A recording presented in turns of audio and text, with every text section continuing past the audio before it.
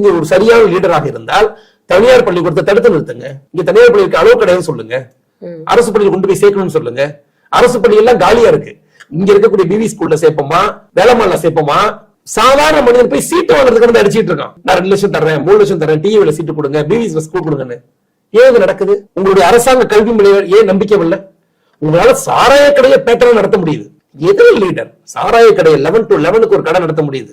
நீங்க நல்ல சரக்கு குடிக்கிறீங்களா, சொகுசா ஒரு சாராய கடை வச்சு தரேன் வச்சிருக்காங்களா? நீ சாதாரண சரக்கு குடிக்கணுமா, டாஸ்மாக்ல போய் குடிங்க. நீங்க நைட் 12 மணிக்கு பிளாக்ல குடிக்கணுமா, அதுக்கும் உங்களுக்கு அளவு உண்டு. இல்ல நீங்க ஏசி பார்ல குடிக்கணுமா, அதுக்கும் அளவு பண்றேன். எல்லாவற்றையும் சாராயம் விற்பதற்கு காக்க முடியுது இந்த லீடரால.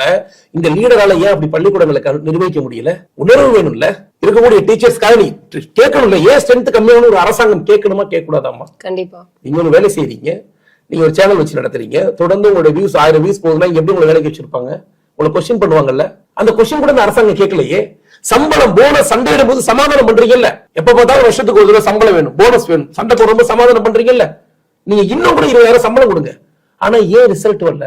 ஏன் இந்த பகுதியில் இருக்கக்கூடிய தனியார் பள்ளிக்கூடத்துல 1000 பேர் படிக்கிறோம், 100 பேர் படிக்கிறான், ஏன் கேட்கல? இதே நீங்க கேட்டிருந்தீங்கன்னா நீங்க அந்த லீடர்.